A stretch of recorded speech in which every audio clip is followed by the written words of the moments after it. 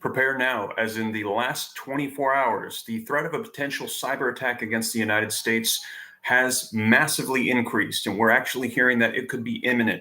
As in the last 24 hours, we heard from China that the elections taking place in Taiwan was a choice between war and peace, and they are saying in the last 24 hours that war has been chosen. China, now we had heard last month, said that they had a cyber army that was invading U.S. critical services. I shared this with you as soon as it had come out last month. We heard that there were 24 different U.S. infrastructure systems that had been compromised by China.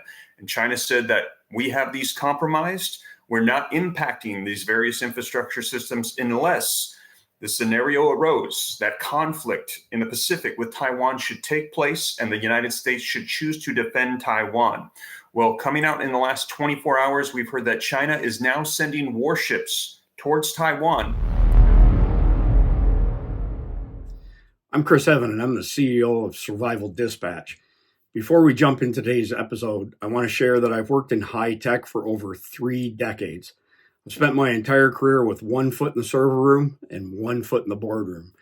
I'm a certified systems and network engineer in multiple different flavors of Unix and Linux.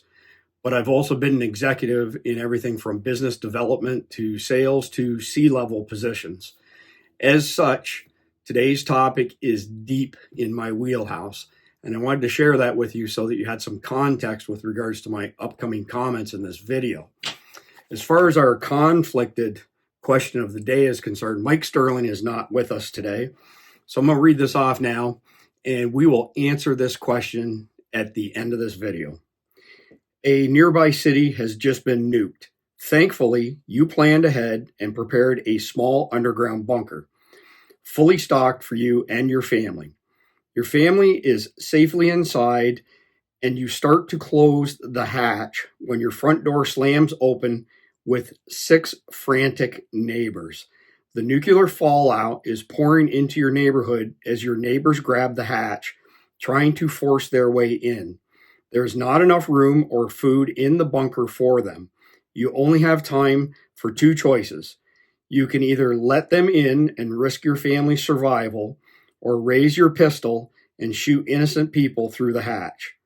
What would be your decision? All right, let's go. Today's panel, we're joined by Jeff, former CIA operative, and our good friend Keith, former SWAT team leader and trainer, and still trains law enforcement around the country. So as we mentioned in the opening, today's topic is imminent cyber attacks on our infrastructure here, whether it be the power grid, water plants, transportation networks, communication networks, social media, so on and forth. So let's kind of get into the gist of this as far as what the background is. This We've had multiple warnings from the FBI that this is coming for many months now. We know that the Chinese have infiltrated our infrastructure. Why is it important as of today?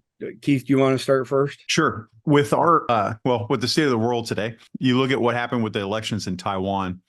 Obviously, that didn't make China happy. They elected the new leader, who China very much dislikes. They basically call him an insurrectionist, and they've already told us that they are going to retake Taiwan. And if they're going to retake it, that they may do something to incapacitate America to keep us out of the fight. Like as an American, I don't think people in America have really know what it would be like to get hit in the homeland by a first strike on something. And we're not talking like they don't have to throw a missile at us. They literally can just disconnect us from the internet, something simple like that. And look at the chaos that would happen because of that. Yeah, we'd have no insight whatsoever. Jeff, like, what are your thoughts if the Chinese were to launch a preemptive attack on our networks and they knocked out comms networks and social media, internet, all that sort of stuff, and then attack Taiwan? What kind of position would that put us in? Well, it'd make it much more difficult for us to respond. You think about, you need to mobilize military personnel, get ships ready to sail, all that. And if the sailors can't get to the ships, it's going to be kind of hard to mobilize that ship. Now, we certainly have fleets at sea all the time, and it won't affect them as much, but it would cause chaos. And I think the easiest way for them to do it is through SCADA systems, which are supervisory command and data acquisition systems, which are computer networks that run everything. the power grid is SCADA. In the old days, a breaker blew, you had to send a guy out there to reset it, or you would have to adjust things manually. Well, now it's all you tap a keyboard. But they run power systems, they run pipelines, they run water systems. Anything like that is controlled by SCADA systems. And if you can get into the SCADA system and screw with it, shut it down, you can also cause you can cause physical damage. You can shunt power from one system to another and overload a transformer. Or you can cause brownouts by reducing the voltage in an area, and that will damage electronics, computers and things like that. So you can cause real physical damage just at your keyboard. We know that China has done that, or China can do that, because they have gone there's so many layers to go through for cyber. They've gone all the way to the point where they just need one more step and they could shut us down. And it's basically sending us a message of like, hey, look, we can go all the way and we can shut you down if we want to.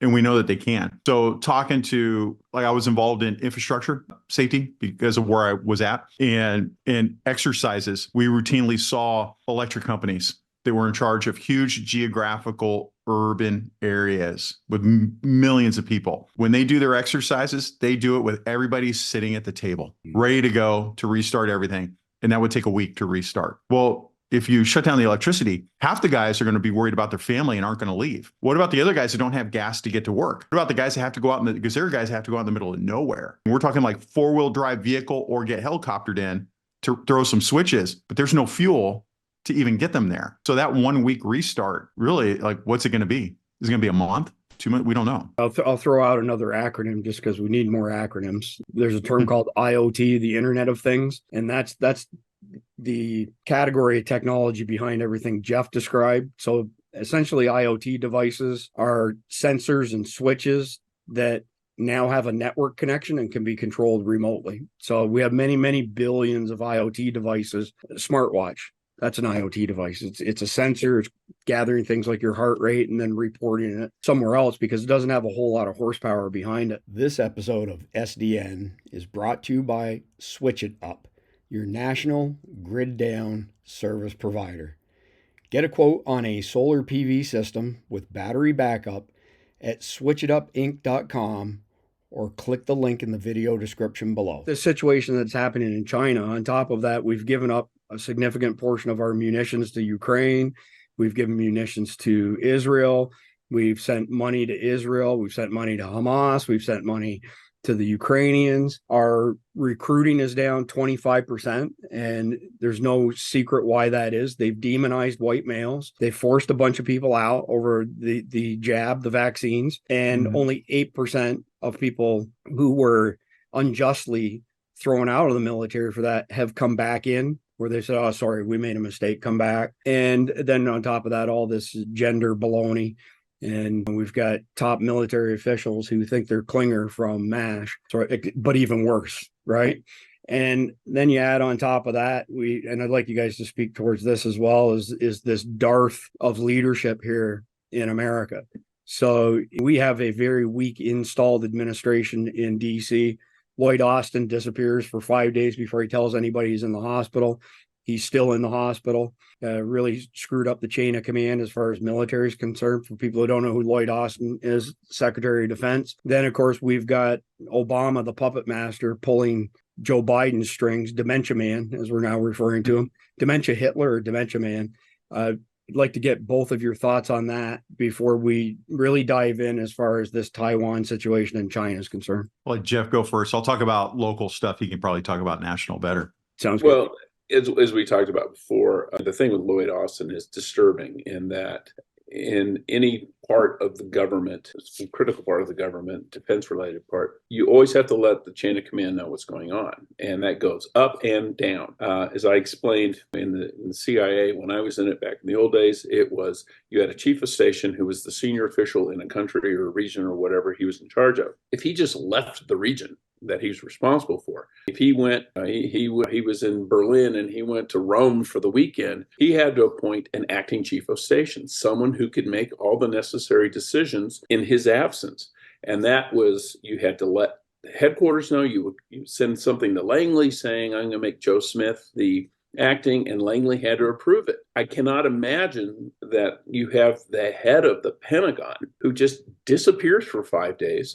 And I'm sure some people knew where he was, obviously, but for the most part, nobody knew he was even gone. And that to me is just unfathomable, because if something happens, whoever he designated, if he even designated anyone, they make a decision. People below him are going to go, are we supposed to follow that order? Because he's not the Secretary of Defense. So they may hesitate in following any orders out because of that. So would I be correct in summarizing that you're criticizing Lloyd Austin? Oh, absolutely. If I was president of the United States and he did something like this and didn't tell me, I'd fire his ass. Well, that makes you very racist if you didn't know. Lloyd Austin said so himself. He said, I have things to work on and improve, but all of these people attacking me, they're only doing it because of my skin color and they're racist. So just letting that. Lloyd Austin. Oh, I'm sorry. I thought you said Steve Austin, the $6 million man, and he's white, so it's okay to fire him. Oh, Lord. Keith, go ahead.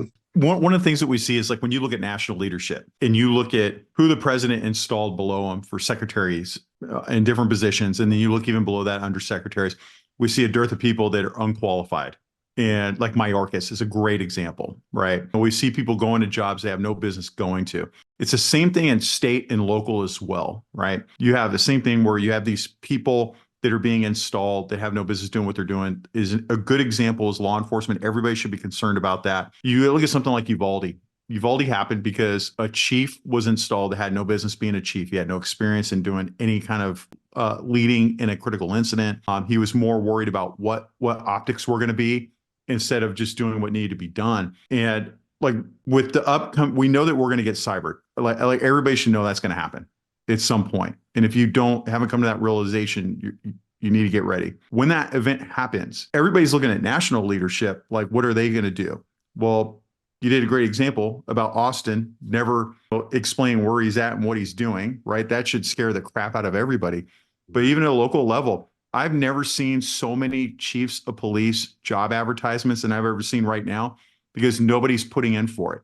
When nobody puts in for it, somebody you don't want becomes that chief. And they're getting put in there based on skin color, sexual orientation. They don't, and a lot of them don't have a lot of experience. So now at your local level, when you look at riots starting to form, just look at Portland. The guy that was in charge of riots in Portland became the chief in Boise. And we knew that he was going to cause all sorts of problems. We warned everybody, and next thing that the city has gone to crap. Boise has turned into this just hellhole. So we see these things happening. A lot of people are wondering, like, if you feel helpless, how you get involved is know that these things are coming and start getting involved in local politics to start changing these things so that you can stop it, at least at your local level. I don't know if you guys caught this or not, but there was an announcement by Mayor Pete, the Secretary of Transportation, that their new DEI policy, which I refer to as dumb, evil imbeciles, they're going to start hiring people with severe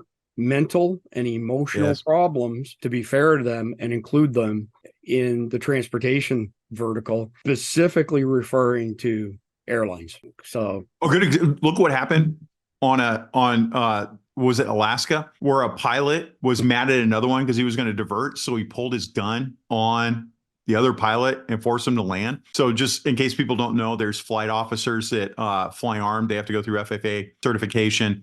And this pilot can now, it's after 9/11, can now carry a gun on a plane. I've carried a gun on a plane. Cops can do it with special authorization. I flew for years armed. When you get on the plane, you see everybody's armed. But this one pilot pulled a gun on him and said no. Or you got the other pilot that was on shrooms and tried to crash the plane. Why would you introduce it? We're already having issues. Why would you introduce somebody else to do this?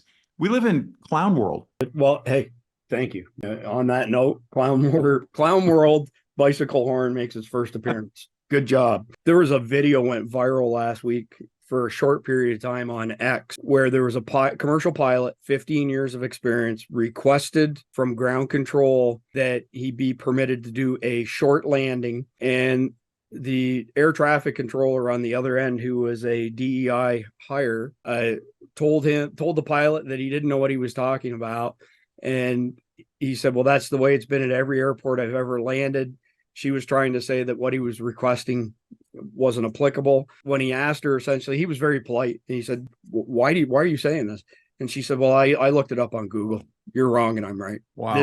This is an individual, it turns out, has a long history of being subordination, being argumentative, causing problems. One airport had to get rid of her and send her off to another airport. And she was arguing with this commercial pilot that he didn't know what he was talking about because she Googled it. And just because it's germane to the conversation, I've been saying this for a while. After our generation, there's a huge number of people that when you take this and search engines away from them, they're completely stopped dead in their tracks. So if you want to see the stupidity of Americans, go direct traffic.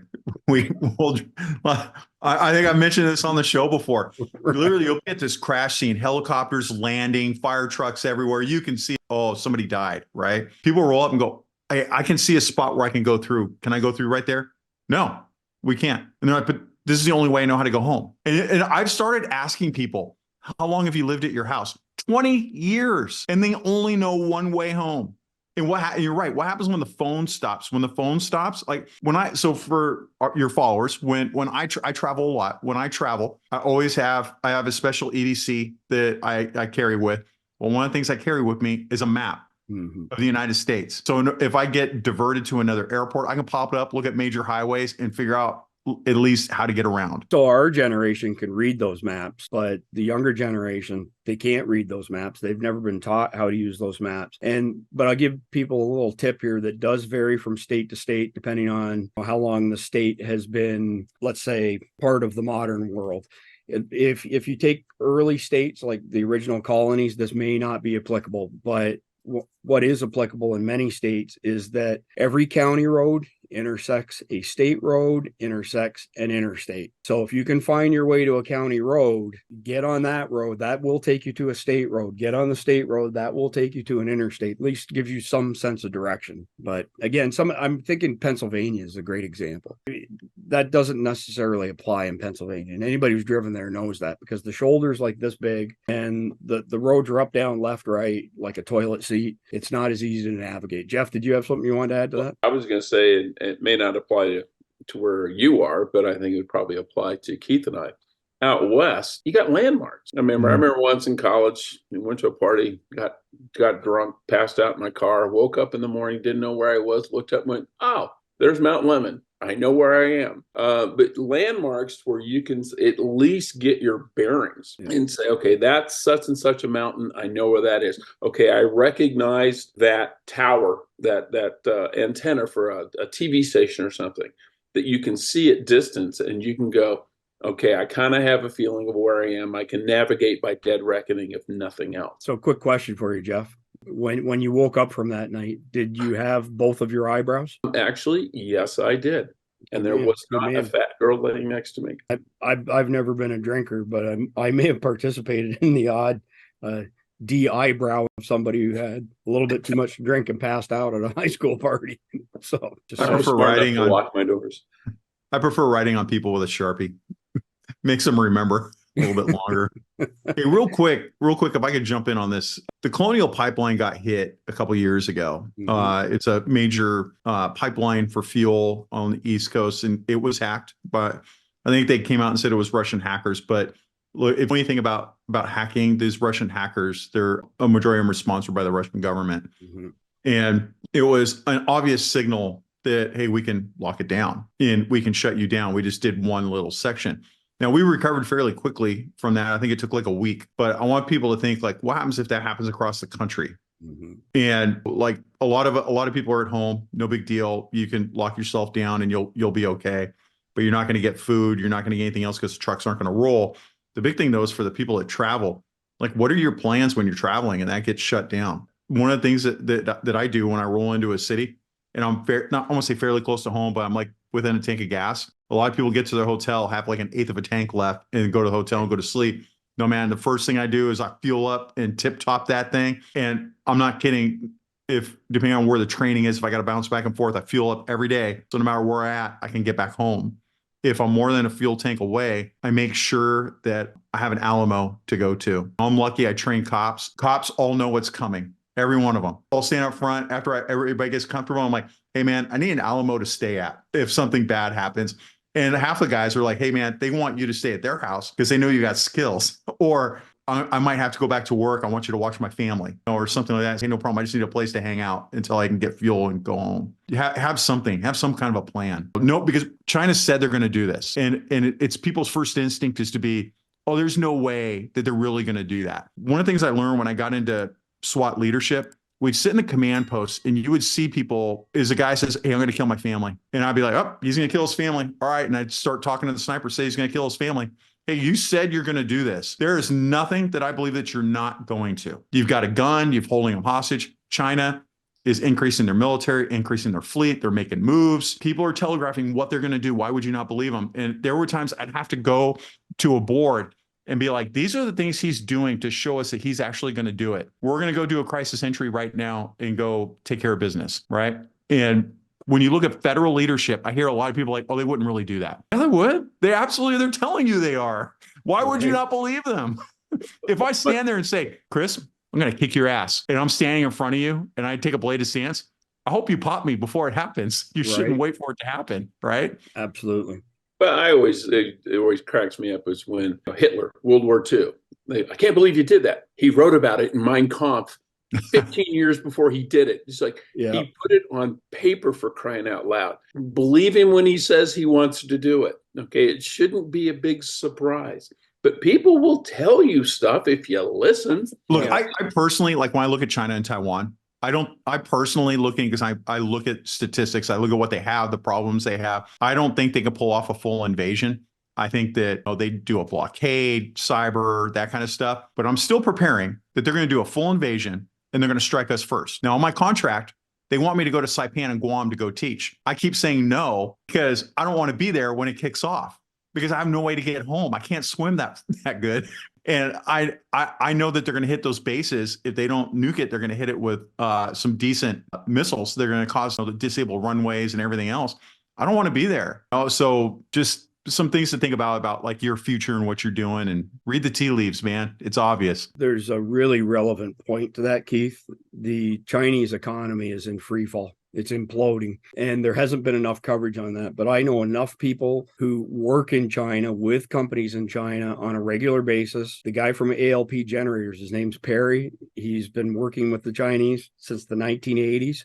And when he was there on his last trip, he said to me that Chinese state media is telling the Chinese that 40% of their plants are currently closed. He said that's not the case. It's more like 75% of their plants are closed. They're lying to their people, number one. Number two, before we started giving them our intellectual property and they started stealing it and became industrialized, China was a nation of farmers. We now have, or they have, these brand new turnkey cities that are completely empty because the Chinese people who are on the ropes financially have gone back to rural areas to farm as the only way to feed their families. I'm pretty sure both of you are going to nail this pretty quickly, but we'd cracked the Japanese code in World War II.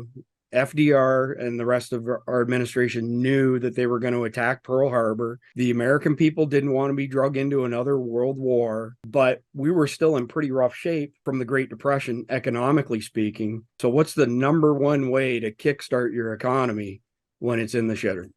War.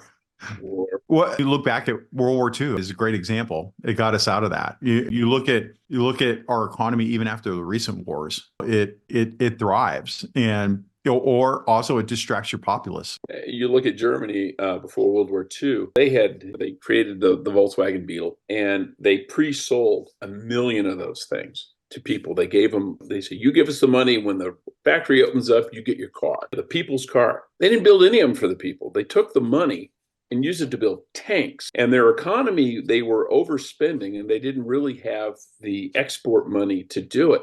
So when they started the war, what's the first thing they did in the countries they conquered? They took over their central bank and seized their gold. They used that to then buy iron ore from Sweden so that they could continue keep their war production up. And it did help their economy because you had an injection of thousands of tons of gold. So the war is beneficial for the people waging it. The Volkswagen scenario that you described is essentially a 1930s version of Kickstarter, but everybody got ripped off. Well, you look at China now. If they move on Taiwan's economy, I think their GDP is 3 times. Well, I can't remember the figure. They got a boatload of money coming in.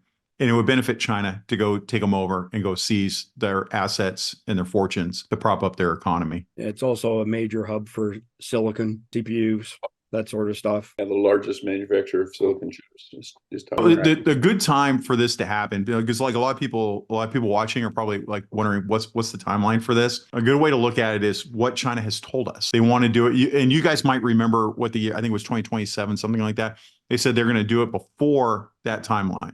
Yep. So you have before that date, 2027, whatever it may be, right? But realistically, if you're America's enemies, what's a good time? I hope everybody in America and everybody watching this is prepared for this year. It's going to culminate in January of 25. The cops that I'm talking to who are undercover with some of these or monitoring these groups, it is very clear that the current Hamas, pro-Hamas riots that are happening now, they're doing after action reports. I've investigated these groups before.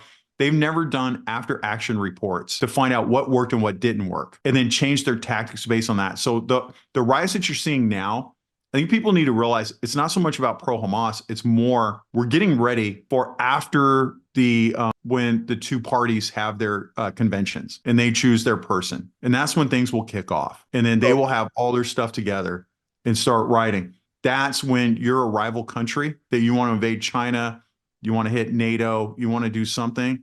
Iran wants to hit Israel. That's when you do it or you do it in January because no side is going to accept whatever the outcome is going to be. And there's going to be rioting like you've never seen before, where like we just had pro-Hamas people try to take over the White House. I truly believe some group is going to take over the White House, like physically, right? There's no way, if you've ever been in a riot and you try to hold people back without killing people, there's no way at some point where you're just like, I got to leave because I can't hold them back anymore. There's just not enough people. That's when you're a foreign country and hit your adversary. I'm telling you right now, your comment of these Hamas demonstrations is going to trigger somebody in the comment section below. Every time that we mention something like this, there's people no, these are pro-Palestinian. They're not pro-Hamas. No, they're not. Go watch the videos. Go watch the videos. Hey, the number one trend. I watch these social media. I watch these guys. Yep. Their number one trending hashtag is Hitler was right. That's insane. There's multiple interviews with them on social media where they flat out state 10/7 was the best day of my life. It was awesome that all these women, children, Israelis were killed, and can't wait for more of it to happen. These are pro-Hamas people.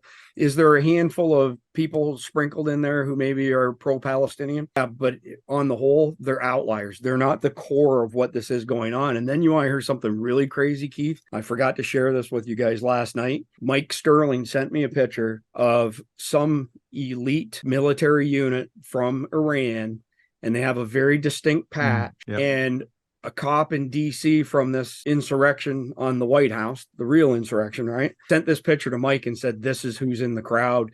And they were there specifically doing intel work on everything. And this is not a patch that you would wear anywhere unless you had backup and you're a very skilled individual in war and assault and whatnot. Go ahead. I've mentioned this once before on the show. I remember being a patrol cop just out of narcotics, and they often back then, they would use us to infiltrate like riots and stuff like that because we could blend in pretty easily. And I learned a lot from doing that. I'm driving down the road and there's a van with a Hezbollah sticker on the back. And I'm just like, oh my God. I pulled the guy over. I can't remember what it was for. Like no mud on the mud flaps. It was something stupid. And I got to find out who this guy is. And it was lawful. And I'm like, hey man, I see you got this sticker. What does it mean? It's got holding up a rifle. I don't are you I'm a little concerned. Do you have guns in the car? Like I know what it is, but you're playing the guy. Right. And he just straight up, he's like, no man, I support Hezbollah. And I'm like, oh, what's Hezbollah? Oh, they're pro-Palestinian. I'm like, oh, they're getting screwed. They're really screwing over the Palestinians right now. Tell me about it. And this guy was doing advanced work. He was very open about it. There's no hiding it in America. These people are very upfront about what they're doing. They don't care because they know you can't do anything. I'll just back up to one of your previous comments, by the way, Keith, where you were basically speaking towards situational awareness, being aware when somebody's going to attack you and either defending yourself or taking the first course of action. So a very good friend of mine, his father owned this rock and roll bar. We had seating for like 500 people. We started as bar backs initially, but we were big kids. By the time I was 18, I was 275 pounds, crushing iron every day. And I worked there for fun at night for 7 years, Brad and I, as a bouncer, because it was entertaining. But we also we got pool cues across the head from behind, sucker punch with people breaking stools over our back. Learned very quickly to keep a purview of everything. And I can tell you, I agree with you 100%. If you see that shit and somebody's acting funny, you got the chance to get the first blow in, you should take advantage of that, because So, Chris, very can I bad things happen when you don't. absolutely. So look, I just did a video for regular people on what to do after a self-defense shooting. I just put it up a couple of days ago. If you ever find yourself in a self-defense shooting, go back and watch that video, because there's going to be, I talk about all the stressors that are going to be put on you that you protect yourself. And you want to watch that, because if you find yourself in that position, you just want to be ready and to take care of yourself. It's not from a lawyer point of view. It's straight up from, I'm responding and we're doing the initial steps, how you're going to protect yourself from getting burned, even calling 911. Because look, think like I've been to protests where I've been like as a civilian. I'm now retired. When Black Lives Matter kicked off, I'm like, oh, hell no. I'm going to go as a counter protester because I've had enough of this, right? I think it's going to be different this time. I think that there's going to be more gunplay like we saw in Portland occur, where you're going to see right against left shooting at each other. I really do believe that's going to happen quite regularly. And we saw it in Austin. We saw it in Austin with the guy who was threatening the guy in the car with the AK-47. The guy in the car, fear for his life, shot and killed him. And just because you're protesting, that is a First Amendment right. You're able to do that. That doesn't mean you give up your right to self-defense. And with everything coming up, you want to protect yourself and just be prepared. So I won't go too deep down this rabbit hole, but I will add this, that I was instructed many years ago by an active duty detective local here that said if I should ever find myself in the unfortunate position of being in a citizen-involved shooting, that first calls to 911, in addition to giving them a brief overview. In other words, here's what he said. He said, don't say you shot somebody. Say there's been somebody shot and I have a heart condition and I need an ambulance. When the squad shows up, let them take you to the hospital. Make sure that you're not saying anything to investigators while you're under duress. You've admitted nothing. Second phone calls to your self-defense insurance company, CCW Safe, USCCA, whoever your choice is. And that gives them time to dispatch an attorney to bedside before you do get questioned in any of that stuff. So I'm not counseling people to lie or anything like that. But if you have any health issues, you need to go to the hospital right away.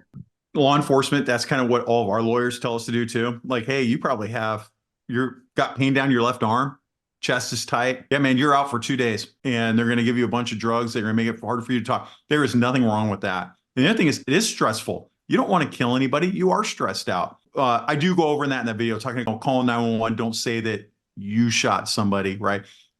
People say law enforcement should be treated like the public in a self-defense shooting. We're actually treated worse. Yeah. We don't have a Fifth Amendment right. We are compelled to give a statement, and we don't have a choice. We can't sit there and go, "Hey, I don't want to talk to you." You're compelled to give a statement. It's called a Garrity statement. But you are an American, protected by the Constitution. You have Fifth Amendment right. Let the witnesses speak for you. Yeah, well said, Keith. Jeff, do you want to weigh in on this before we move on to the next? Well, I'm not law enforcement, so I can't really speak to what to do if there's a shooting. But I'm a firm believer in the First Amendment, people's right to protest. But the right to protest does not give you the right to screw with other people's lives, to assault people, to damage their property, to burn their stores. That's when a protest turns into a riot.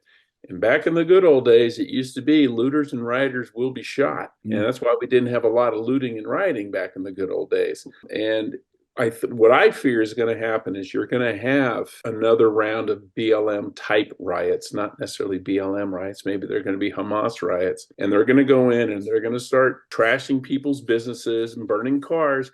But they're going to go to somebody's house and someone's going to get shot, and it's probably not going to be the homeowner. And then you're going to see they're going to be arresting and demonizing the people who stood their ground to defend their own property and their own families. And they will ignore the fact that some pro-Hamas terrorists instigated the whole thing. And that's what I worry about, is innocent people being forced to act to defend themselves because the police can't or won't. And the police can't be everywhere. And I always say, police don't really so much prevent crime, they investigate it. That's my biggest fear, is that you're going to have a whole spate. It's going to be like January 6th all over again. It's going to be people who shot rioters breaking into their home, and now they're the bad guys. So we need to bring back rooftop Koreans. Rodney King riots, I tell you what, though, those stores didn't get looted. No, they did not. I love it. And there was another one, I can't remember where it was, during a blackout in New York. Someone broke into a store and the owner was there. And there were two dead guys in the entryway. No one tried to break into that store anymore. Before I pull us back onto this topic of China and these impending cyber attacks, I will say this much. These pro-Hamas demonstrations are BLM rebooted. They've been financed by Soros. The Soros Foundation has made no bones about it. They're telling everybody that, we spent $15 million last weekend on protests in these particular cities. And let me give the doubters out there a clear example. Thursday night, our armed forces and the UK hit 60 different sites in Yemen for constantly harassing our naval vessels as well as commercial ships. Not even 24 hours later, there were protests in Washington and New York City where the protesters had very expensive, very large signs that were pro-Yemen and saying, stop attacking the Yemeni. These signs didn't come out of nowhere. Nobody printed them overnight. This was, they were printed in advance by the Soros Foundation, and they showed up just like the pallets of bricks did. And even earlier Hamas demonstrations, they've all got signs that are high quality signs that just so happen to show up hours before the protest that were dropped in pallets. So if somebody wants to argue that point, they can argue it with themselves because it's a moot point. So let's move on. Let's bring up some of our sources here that we've kind of gone through. I'm going to share my screen. So this guy here is named Steve Ram. He's very active on YouTube. He's pretty good covering the news as it's happening. He's pretty good at providing sources, links in the description, those sort of things. This was a video that he published yesterday or late last night, I guess, on what's going on with China and Taiwan and the prospect of us potentially having these imminent cyber attacks. During this video, Steve made the claim that he had sources that the Chinese Navy was en route to Taiwan. I scoured the internet today and could not find anything to substantiate that claim that this is happening right now. Now, there's plenty of prior incidents where the Chinese Navy has been in close proximity to Taiwan, kind of flexing their muscles, but I haven't been able to find that. Have either of you actually been able to find any corroborating source on that? No. I have not. Okay. All right. So let's just make sure that that's taken with a grain of salt. This is unsubstantiated as far as, and I'm not saying that Steve Ram is wrong. We just haven't been able to find the actual sources stating that. So there's a whole slew of links that I've got. And here's one that I'll put down in the description below. I'll put them all down there. Actually, I can't get into it because I don't have a subscription to the Washington Post, but it basically says the cyber attacks are imminent from the Chinese. And this is a foreign website, India Today, that, as best as I can tell, they took the Washington Post article and plagiarized the entire thing here. Even the title's the same, that Chinese hackers are fixing to invade our infrastructure. And again, I'll provide all of the links. We know that the Chinese already compromised a bunch of this stuff. So this is from the Cybersecurity Information or Infrastructure Security Agency, the Feds. This is a very large report briefing, and there's a PDF associated with this that I'm going to link as well. And I'm not going to just rattle off stuff off the screen. People can go look at it for themselves. Here's another article that they penetrated our systems. And this one here, this is a British publication, and I've got several articles in a row that just came from them that detail how Xi Jinping has basically said, like what you said, Keith, that imminently, meaning within the next couple of years, they're going to take Taiwan back by force, whether we support it or not. And here's another one here on how this could create devastating problems for us for all the reasons we've already covered. Here's another one as far as the plans that the Chinese have to blitz Taiwan. And here's the crux of the matter. This is the focal point of why there's this concern that China is going to attack us, and it's over the Taiwan elections on Saturday. And they elected a guy who the Chinese are calling, wasn't insurrectionist, Keith. What was it? He posed something. He was like a rabble rouser, troublemaker, something like that. That they said, he's got to be taken out, and they're not going to respect the election results there. So this article here basically describes how tenuous the situation is. And here's another one here. By involving us in this, we truly will be in World War III. How many fronts can we be fighting on? How many fronts can we be supporting? We can't do a two front war. We only have 500,000 troops, which is the minimum you need to fight a two. You're going to have to do a draft. And can you imagine a draft right now? It's going to make Vietnam look like pro level as far as. That's a valid concern, Keith. It's a deep rabbit hole. I'll just take us partly down the rabbit hole. But the average 20-year-old male in America today has the testosterone level that the average 70-year-old man had over 20 years ago. The food's been poisoned, right? Massive amounts of soy have been introduced to the American diet, people who eat processed foods, and soy absolutely destroys testosterone production. I have concerns that we would have enough younger aged males that would be up to the task, whether they're drafted or not. And again, go into any coffee shop in an urban area and look at all the men that are in there and see which ones you think would you'd be willing to fight side by side with. And that'll answer your question. Men. Exactly. Yeah, like I said, deep rabbit hole. So after the election in Taiwan on Saturday, Blinken came out and said that we support the people of Taiwan. And shortly thereafter, Dementia Man managed to get a couple words out saying that we do not support Taiwan and that we support the Chinese and whatnot. This is already causing tension between us and China, to the point where China has actually come out. You can read these articles, links will be below, come out and threaten, basically said, we have access to no less than 24 critical infrastructure pieces in the United States. And if the United States tries to participate in Taiwan's efforts to disassociate itself from mainland China, that they're going to leverage those 24 weaknesses that they've exploited in our infrastructure. Does anybody want to add anything to this before I move on? I know I got a ton of tabs here, but there's just a shit ton of information supporting how tenuous this situation is. Well, I tend to believe him when he says it, just because our infrastructure everything is wired, everything is internet connected. It's all vulnerable. Now, I would like to think that we've got some of their stuff infiltrated as well, so it wouldn't be a one-sided battle. Could he disrupt our economy? Absolutely. So we are going to strike back, right?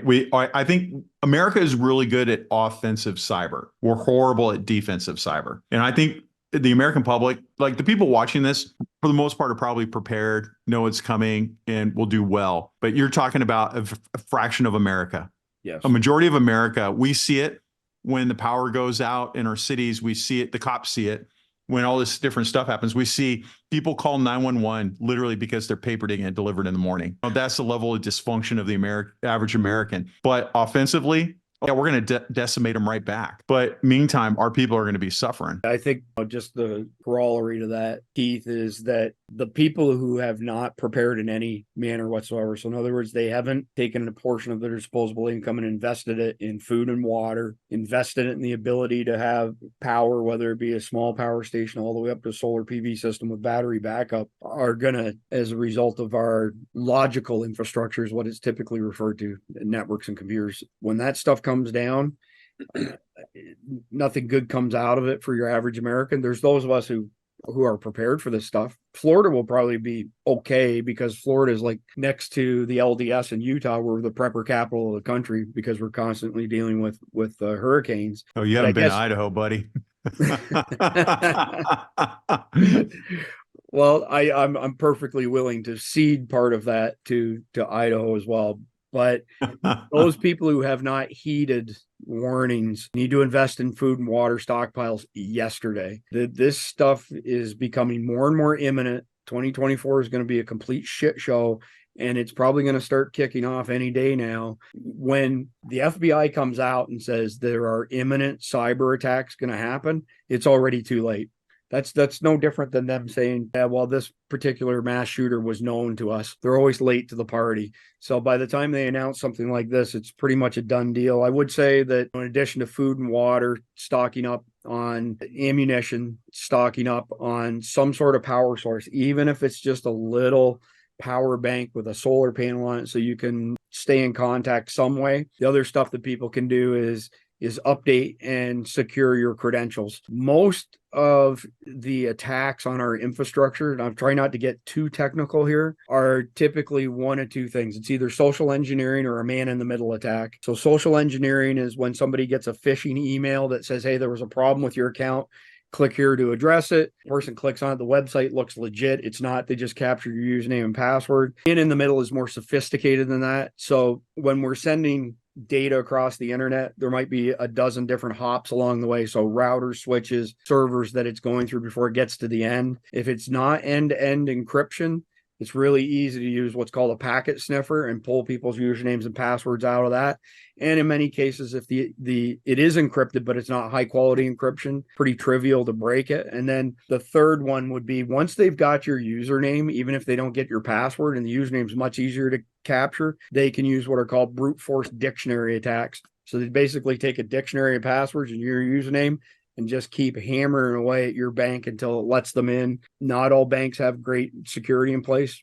Some do. After X amount of failed attempts, they're going to shut it down. But anyway, moving along, since we do have a whole ton of tabs here. Immediately after the election, the Taiwanese government issued this warning. They kind of poked the bear in the eye and said to China, you need to face reality and accept our election results. And I think that this just pisses off Xi Jinping even more. I'm not sure that there's anything else they could say but that. You guys have any thoughts on that before I move on to the next one? I think they have a point in saying that Taiwan's been an independent country for 70 years now. And I think the dumbest thing we ever did was recognizing Red China at the expense of Taiwan. What Nixon should have done is said, okay, China will recognize you and Taiwan as two separate countries. Right. And but that's water under the bridge at this point. But I think Taiwan is trying to basically say, we are a country, just leave us the hell alone and treat us like one. But that's not obviously what China's policy, mainland China's policy. So I think they're going to get pissed. It's an act of defiance. Totally agree, Jeff. And the next tab actually speaks to this at an even higher level. When Blinken came out and congratulated the Taiwanese of electing their leader, the Chinese immediately issued a communication saying that we were gravely wrong. And this is where the threat started. This was the source of the threats that, hey, we can access 24 of your critical infrastructure pieces. And if you take their side, Taiwan side, we're going to wreak havoc on America. I got to back up for 1 second just because I got to back up for 1 second. So what we've seen under Obama, Biden, and previous administrations is they're worshiping FDR's New Deal as how you pull a country out of a depression or recession. And anybody who thinks that FDR's New Deal turned our economy around from the Great Depression hasn't done their homework. We're back to the Second World War, and us cranking up our industrial capacity is what pulled us out of that Great Depression. And let's face it, in the 1950s, we were the most prosperous country ever. And to this day, the 50s and 60s would still be the most prosperous country ever. So those people who want to default back to spend, like the Democrats love to do, and the rhinos, make it clear that everybody that I know of at Survival Dispatch, all 19 of us, are libertarians, lowercase l. We're not Republicans. We're not Democrats. We think they're both corrupt as hell. But you can't spend your way a depression or recession. Do either of you want to speak to that before I move to the next one? I'd like to touch on something there. And what most people don't realize is the reason World War II worked economically is the government a bunch of money to jumpstart the economy. But that money didn't really go into the economy. It went into war bonds. So you were spending money, but you didn't have the inflation. They put in price controls and everything, but everybody was buying war bonds. So all that excess money went into the businesses who then paid the workers, but then the workers didn't turn around and go spend it. They saved it. They were buying war bonds. So you didn't get the inflation that you would normally get after injecting that much cash into a sluggish economy. Then after the war, there was a pent-up demand. There was an industrial capacity to fill it. You could build a lot more cars they went from building cars to building tanks, and then from building tanks back to building cars. That sucked up all the excess money that came about when those people started cashing in those war bonds. So it was a very unique situation that you're not going to replicate easily. So are you basically, when you mention inflation, are you alluding to the fact that all the money that was printed during COVID for these stimulus packages, which was then followed by horrendous inflation, and before the internet keyboard warriors down there say that we've got 5% inflation, that's a crock of shit. And this administration is just like every other corrupt administration, loves to refer to core inflation. Core inflation does not include inflation on food, housing, and fuel. The real inflation numbers, I believe the DHS just recently released a report on this. You're looking at over 30% inflation in food alone. Keith, do you have anything you want to add before I move on to the next one? No, I'm good. Okay. I think Jeff touched everything. This article is from December. There was a lot of news in November, December from the feds stating that we've already been hacked by the Chinese. We know we've been hacked by the Chinese, our critical infrastructure. So it's not debatable. This is another point. If somebody wants to argue this down in the comment section, you'd be arguing with yourself. We already know that we've been compromised. The feds have already admitted that we've been compromised. The reason that I'm touching on this stuff is because, again, we're going to provide all these links. You can go do your own research. And it doesn't matter if it's Fox News, MSNBC, or anything in between. It's all the same. Here's another article that we'll share that the FBI put out a recent report, December 26th, with regards to the Chinese stealing our technology. I will mention, in the Chinese culture, innovation is frowned upon. It's basically looked at as the same thing as gambling. It's too risky. So let's not innovate. Let's just steal other people's intellectual property we know that works. I've given a great example, thanks to Mike Sterling in the past, where the Chinese aircraft carriers are absolute junk. They can't replicate our electromagnetic systems for launching planes. There's videos out there of their J-35s coming off the end of the ski jump on their aircraft carrier and boop, going straight into the water. Because we've done it a good job in that case of putting an embargo on any of those parts leaving the country and securing that information, they haven't been able to replicate it. They're not innovators, they're copiers. This is an article basically that goes in depth to the Chinese hacking. It's from December as well. There's all kinds of information from the end of 2023 that details all of the intrusions that China's made against our network. So again, I'm not going to go through all this stuff. This was Christopher Wray. Y'all probably recall he's addressed Congress a couple times in Q4 after 10/7 happened. And it's a pretty good quote. He's got red lights blinking everywhere. We've got Ukraine and Russia. We've got the Middle East. Now we've got Yemen involved. We've got a Taiwan crisis fixing to unfold. So I don't care for this guy, but nonetheless, valid comment. And can I add something really quick to that? You sure can. So go back to the FBI director. Okay, none of the law enforcement I know, nobody is a fan of this guy. Right. People like him that get in those positions are typically, I don't want to say cowardly. They're more worried about themselves and their jobs than they are about the people they protect. If somebody like him comes out and says, big danger's coming, and this is where it's coming from, everybody should listen, because they're finally admitting what we've always known. People like him don't normally do anything. I call them minimalists. They minimize everything, no matter what comes up. Oh, like Baghdad Bob. Remember that guy during the war? Oh, the Americans aren't here. That's how these guys typically are. No? Why has Christopher Wray been making all of these appearances since 10/7, making statements like this? Why are they not using their typical MO of, oh, there's nothing wrong, everything's fine? Because he knows he can't stop it. He knows he can't stop it. They don't have a handle on it, and he's providing cover for himself for when it blows up. Hey man, I warned you, right? That's why, because his guys don't, like I've mentioned before on here, have witnessed within the last year, JTTF, Joint Terrorism Task Force, special agents in charge, giving briefings to law enforcement, which they always do, and tell us this is what's going on. And we used to get good intel for the most part. Come out and say, we're not worried about Middle Eastern terrorism anymore. The problem is right-wing conspiracies. And basically saying in front of a bunch of cops, blue line flag is a symbol of racism. And the meeting that I was in, it was hilarious. Every symbol they put up to say was somebody that we should be worried about. A cop held up his backpack and every symbol was on his backpack. And he's like, so you're looking for people like me. And I was just like, we all clowned him, right?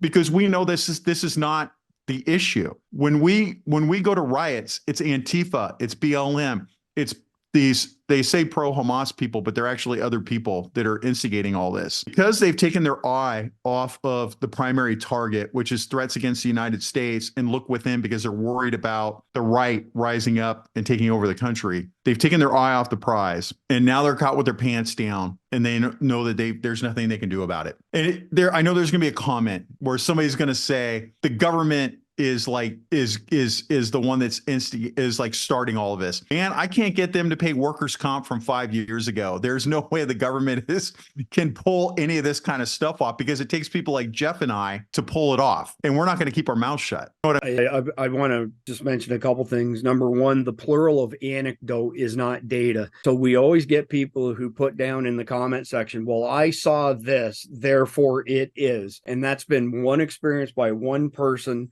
And they discount the fact that other people have had different experiences. So 2 + 2 = 4. That's an absolute. But when somebody says, well, we had one lady, she kind of went off on me and said that she had dealt with all of these migrants over the years and they were just beautiful people and blah, blah, blah. And there's no such thing as terror cells in America coming across the border. And it was just complete bullshit. Well, there's no other way to put it. But we had this quick conversation offline, and I had it with my wife this morning, and I'll tell you what, it doesn't matter what we support, the other side immediately throws it out there, well, you're racist. Yeah. When a black official falls short, if you point out the shortfall, we're racist. Whether it's Fanny, whatever the heck her name is in Atlanta, who was screwing her boyfriend, gave him $1 million to frame Donald Trump in this 2020 election crap, they say, well, we made a mistake, but we're only being targeted because of racist white guys. Well, you know what? I may have mentioned this earlier in this video, but I'm going to keep hammering the shit out of this. Every single time that I hear somebody attack white males from now on, I'm going to turn the tables on them, use the exact same thing. That's racism. You're being extremely racist towards white males. We're not doing these things. This is a made-up narrative, and you're the racist, not us. The more they say racist, racist, racist, the less water it holds, in my opinion. For the last 30 years, all I dealt with was, you pulled me over because you're racist. Right. Dude, you have a blacked out car. It's 2 a.m. I can't even see who you are from behind. Well, like, come on, man, get out of the car. It's hilarious. It is ridiculous. And the flip side of that is, if you're black and conservative, you're an Uncle Tom. Right. You're not down with the struggle, because my kids get good grades and they're respectful of their elders and they work hard and study hard. That makes me white. And you see that. Punctuality is a symbol of white supremacy. Showing up on time. Doing math is white supremacy. Tell that to Ben Carson. He had to do some math when he went to medical school. It's just amazing to me how and people buy into that nonsense. Well, they do, and that's unfortunate. Keith, I got to tell you a quick story that's relevant to where we've taken the conversation. I'll do it as fast as I possibly can. A very good friend of mine, Lane Kelly, was a paramedic in Cleveland, Tennessee for many years. I had just got a brand new GT Edition M3. So this is a carbon fiber race car, 600 horsepower, 200 miles per hour. I'd taken it on the track in Daytona and gone over 200 miles an hour a couple times. Had maybe 1,000 miles on it by the time that I went to see him. And when I pulled into his driveway, he's laughing at me. I said, what are you laughing at? He says, well, Bradley County, Tennessee just consolidated all first responders. So the sheriff, fire, and EMT or paramedics are all in one location now. And he said they busted a guy carrying something like $500,000 in cash and millions of dollars in cocaine on I-75 pipeline from South Florida to Detroit for drugs. And there's huge volume of traffic on I-75. So Lane asked the sheriff, he said, how the heck did you pick this guy out of all that traffic? And the cop said, well, that's easy. He said, we get a call from the feds saying there's a person of interest traveling through your area on such and such a day. Here's what he's going to be driving. We want you to pull him over. You can keep the cash. You can keep the car. We just want to take possession of him so that we can question him and get to the next level up as far as who the crime boss is, sort of thing. And he said, and the other thing that we do is we pick on white males driving high performance European sports cars, German, Italian, the whole 9 yards. So Lane said, you're going to get pulled over on I-75 on your way back to Florida. So I leave a couple days later. It's a pretty good stretch from the Georgia-Florida state line to get down to I-10, 30 miles or so. I get off of I-75. I'm on I-10 heading east towards Jacksonville. And I call Lane up and I said, well, what? I'm on I-10 now and I'm heading towards Jacksonville and I didn't get pulled over. You were wrong. As I'm driving, there's a state or national forest where it's really hard in the middle section to get diesel, fuel in general, but definitely diesel. There's only one spot that had diesel. So I had a 2500 Duramax at the time as well. And I'm driving by this exit and I'm looking at it thinking to myself, oh, that's my usual stop when I have to stop and get diesel. And the on-ramp is way back there. There's a stand of trees in the middle and it's a super long on-ramp. And I see this white Jeep Cherokee sitting back there. And I look down at my speedometer. They don't make any of the GT editions here in America. So they come all in kilometers. And I'm doing like 180 kilometers an hour. So something like 120 miles an hour. And thinking to myself, I should probably slow down just to make sure that that's not Smokey Bear. So sure enough, he slowly comes on the interstate. I get stuck behind a semi and I thought, I'm not pulling over to pass this semi. I'm doing like 80 miles an hour at this point, and this white Grand Cherokee gets on my ass. Sure enough, flicks the lights on, pulls me over, comes up to me, and he says, sir, how fast you're going? I said, I don't have a clue. Look at the dashboard. It's all in metric. I can't read it. He said, right, give me your driver's license, registration, and insurance. So he's gone for 20 minutes, Keith. And I'm texting my wife saying, hey, this could be pretty bad. I was going fast enough that they could impound my car. Here's Mike Politis's cell phone number, very high profile attorney here in Central Florida, who's a friend of mine. You may have to reach out to him. So 20 minutes goes by. The cop comes back up to me and says, Chris, what do you do for work? So I said, well, I work in the tech industry. And he said, well, can you prove it? And I said, well, I don't have tax returns with me, but I've got business cards in the door of my car. He said, go ahead and grab one. My hands are on the steering wheel, 10 and 2. I said, I'm not taking my hands off the steering wheel. If you want to open the door, take my car, go ahead. So he did. Well, another 30 minutes goes by and finally comes up to me. He's got nothing in his hands. And he said, Chris, he said, terribly sorry for the inconvenience. He said, we're running a sting over the next 10 miles here. He flicked his patch up, DTF, Drug Task Force. And he said, it just took forever to get your stuff to come back. He said, look, I looked at the dashboard on my truck. He says, if you go 120K, that's about 75 mile an hour, you'll be okay. I've called ahead and told everybody to leave you alone, that I've already processed you. Next 10 miles, Keith, I saw black vans hidden in the woods on the side of the interstate. All kinds of shit that I probably would have never noticed otherwise. So I had to eat crow and call my buddy Lane and say, that didn't happen on I-75, but sure shit happened on I-10. So, dude, my biggest heroin bust was a guy driving a Bentley. White guy? Black guy. Okay. Well, same deal. So we had to tear his dashboard up to go get 20 kilos of heroin out of there. Wow. Ow. That didn't feel very good, but it is what it is. I guess so. So listen, moving on here, as you can see, I've got CNN up there. As I mentioned, I took a swath across the political spectrum, but as far as I'm concerned, it's all infotainment, propagandatainment. I chose this one from The Hill because they're far left wing, number one. Number two, they're saying the same stuff as everybody else, that the Chinese have compromised our systems. They're going to attack us. But I chose this one in particular because people on the left love the word terrifying, terrified. Everything's terrifying. And every time I see it, it cracks me up. I think to myself, low testosterone beta when I see that kind of verbiage. Move along again. So here's an article. These, of course, British. The Guardian. This is another report on the Chinese compromising our systems. This is a PDF that I'm going to link to. This is a DOD report on this topic. As you can see, if you look at the sidebar on the left, many, many pages to this report. They specifically call out the Chinese, Iranians, and Russians for hacking our systems and already having access. Next one, this was the second time Christopher Wray spoke to Congress.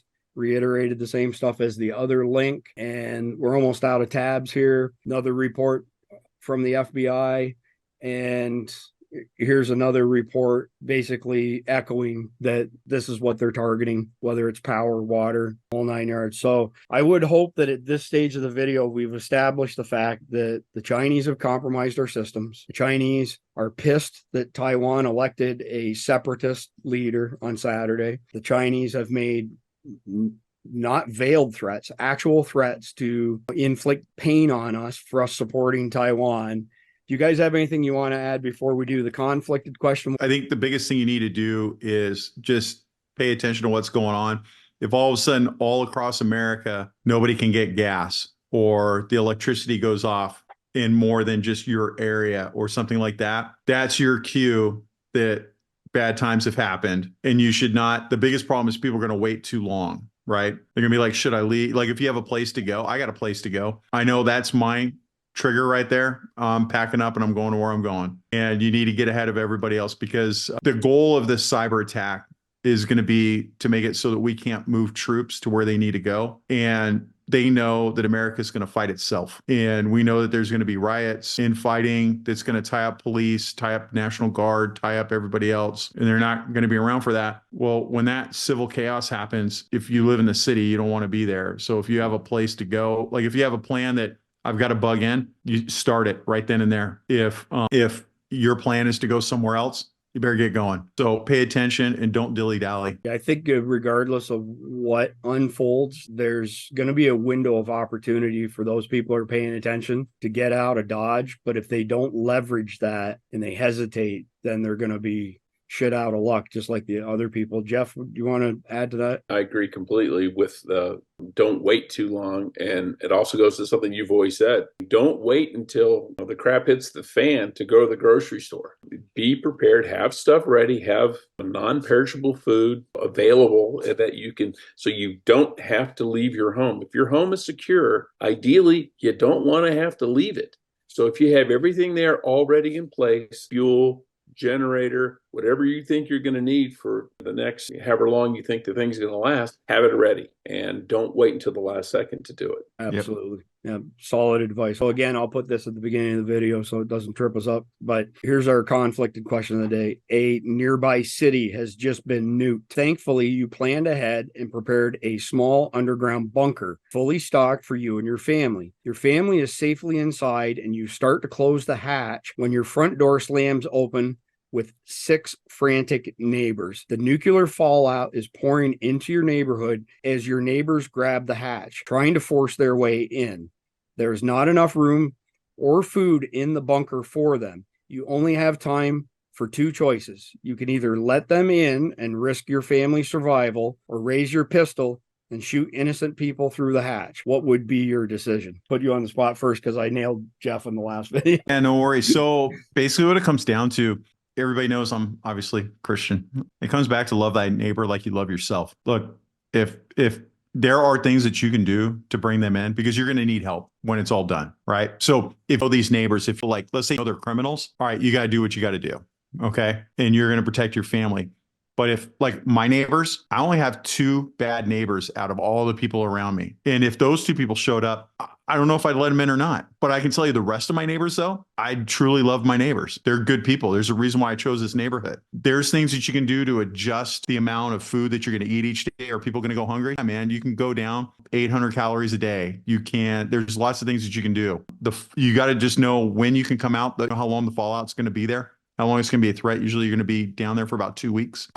Honestly, if they're not dirtbags and they're my neighbors, my true neighbors, man, I'm going to let them in, because again, it goes back to love thy neighbor like you love yourself. It's a tough one, because it's again, mostly depends on the neighbor, I guess. But also there's a certain amount of, how do they know you have this? Is because they know that you've prepared for it. Mm-hmm. And then the big question goes, it would be, well, why didn't you? And it would be really tough, but it depends on my family. And if I had young children, I would be like, my first responsibility is to them. And would I want to kill those people? No. But if you can fire the weapon and scare them off and say, wish them luck. But I think my first responsibility would be to my family.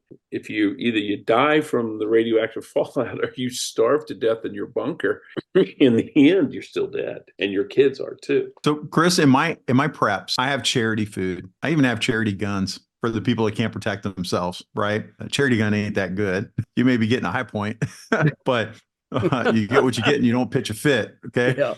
But I do have, and I got this idea because I am surrounded by I'm in Idaho. I'm surrounded by Mormons. Mm-hmm. And one of them brought up a good point about, hey, you got to have charity food because you're Christian. You don't want to turn people away. It goes back to like, I do have in my preps an extra 25% for other people, because if somebody comes to the door and you're like, man, I don't want this guy to come again. Like, here's a little bit. This is all I got. I don't have anything else. Right. We're in the same place you are right now.